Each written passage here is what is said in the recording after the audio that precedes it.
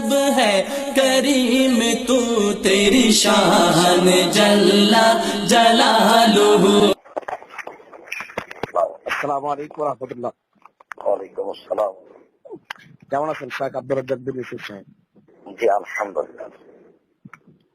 আচ্ছা শাহেখ, আমি তো কালকে গিয়েছিলাম, আমি লুৎফুর রহমান ফরাজি বলছিলাম। গিয়ে দেখলাম আপনার প্যান্ডেল খুলে ফেলা হয়েছে। এরপরে শুনলাম মসজিদে অনুষ্ঠান হবে, গিয়ে দেখি মসজিদে অনুষ্ঠান হলো না। না, মসজিদে তো অনুষ্ঠান হয়েছে, আমি তো বক্তব্য দিচ্ছি 1.5 ঘন্টা। আমি আপনাকে বারবার কল দিলাম, আর আপনার দেখি মোবাইল বন্ধ। মসজিদে কোন মসজিদে অনুষ্ঠান হয়েছে? না, মোবাইল তো আমি যখন বক্তব্য দিচ্ছিলাম তখন বন্ধ ছিল। আপনার কোন মসজিদে অনুষ্ঠান হয়েছে কালকে? ওটা তন্ময় কি আমরা যেখানে প্রোগ্রাম করলাম, গ্রামটার নাম চৈতন্য চৈতন্য নাকি চৈতন্য মসজিদে অনুষ্ঠান হয়েছে। জি, রাস্তার পাশেই মসজিদ। সেই মসজিদে প্রায় 1.5-2 ঘন্টা করতে হয়েছে। আচ্ছা, কিন্তু প্যান্ডেল আমি তো গেলাম, গিয়ে দেখলাম যে প্যান্ডেল ট্যান্ডেল সব খুলে ফেলেছে। ওখানে প্যান্ডেল খোলা হয়েছে। যে ওখানে কেন প্যান্ডেলের ওখানে মাহফিল হয় নাই কেন? নাকি করতে দেয়নি, আলোচনা করতে দেয়নি।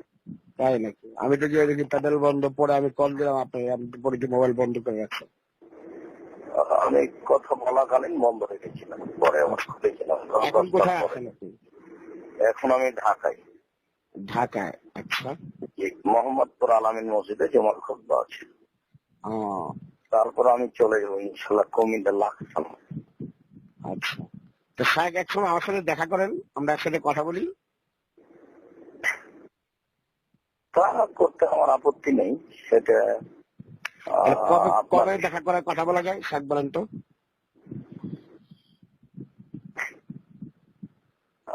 শুক্রবার ছাড়া তো হয় না। শুক্রবার কখন? সামনের শুক্রবারে। জি, সামনের শুক্রবার। সামনের শনিবারে, 2 দিন ঢাকা থাকবো ইনশাআল্লাহ। আচ্ছা, কোথায় দেখা করা যায়? দেখা করা যায় এক মসজিদে মোহাম্মদপুর আলামিন, আমার প্রতিষ্ঠান জামিয়া সালাফে রূপগঞ্জ। কাঞ্চন ব্রিজ থেকে দেবই বাজারের পাশেই আছে প্রতিষ্ঠান জামিয়া সালাফে রূপগঞ্জ। আচ্ছা, আগামী শুক্রবার। তাহলে আমি আমার সাথে হয়তো 10-12 জন থাকতে পারে, আমরা গিয়ে আপনার সাথে দেখা করবো। ভিডিও টিডিও থাকবে আমার সাথে সাথে, আপনার সাথে কিছু মাসাইল বিষয় আমার কিছু কথা আছে। জি ঠিক আছে ইনশাআল্লাহ, তাহলে আগামী শুক্রবার।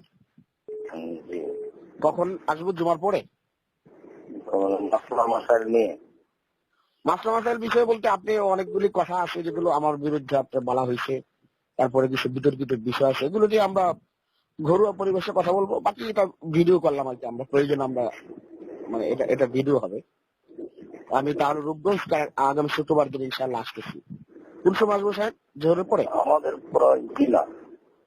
কোন সময় আসবো? প্রয়োজন নেই। কেন আল্লাহ আপনাদের হেদায়েত করুক। কেন সাহেব? আপনি কিন্তু একটু আগে ওয়াদা দিলেন যে আপনি এমনি সৌজন্য সাক্ষাৎ, আপনাকে আল্লাহ হেদায়েত করুক। সৌজন্য সাক্ষাৎ তো আপনাকে সঠিক পথে নিয়ে আসুক। এটা তো আপনার জন্য দোয়া আমরা করি যে আল্লাহ তাআলা আপনাকে সঠিক পথে নিয়ে আসুন। আমি জেনে শুনে সব জেনে কারো কোনো বিরুদ্ধে কথা বলি না। না, বিরুদ্ধে এখানে কিন্তু বিরুদ্ধে কথা না। আপনি একদম বৃদ্ধাঙ্গুলি দেখি আমাকে বলছেন যে আমি প্রতারণা করতেছি।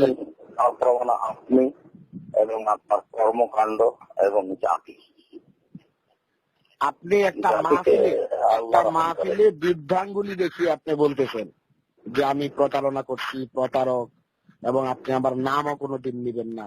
তো আপনি বিরুদ্ধে কথা বলেন না, এটা তো ঠিক না। এটা তো মানে যেটা বললেন এটা তো ভুল কথা, সঠিক কথা না।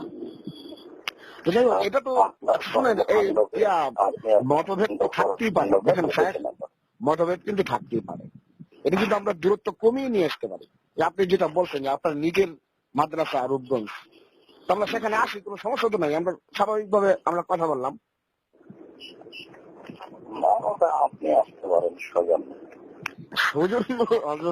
আপনিও যেমন ব্যস্ত, আমরাও তো কাজের বিষয়ে কোনো কথা বলি না। যেখানে আপনি মাহফিলে বলতে পারেন সেখানে আমাদের সাথে কেন বলতে পারবেন?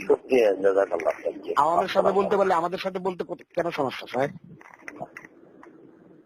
হ্যালো, আপনি আপনার কর্মকে হিসাব করুন আর আমরা দোয়া করি আপনার জন্য। না, এটা দেখুন স্যার, আমি তো বলছি যে মতভেদ থাকতে পারে, কিন্তু সেই বিষয়ে কি সরাসরি আমরা সামনাসামনি কথা বলতে পারি না? এটা কি সমস্যা স্যার? আপনি কুমিল্লাতে পাশে বসে হাত ধরে ক্ষমা নেওয়ার পরে আমি হাত ধরে ক্ষমা নিচ্ছি না স্যার, তাহলে আপনার সামনাসামনি বসি আবার আপনি এটাতে রাজি হচ্ছেন না কেন? আমাকে এটা বলেন।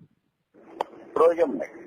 কেন প্রয়োজন নেই? আপনি যেখানে আমাকে বলতেছেন কত কিছু আপনি বলেন।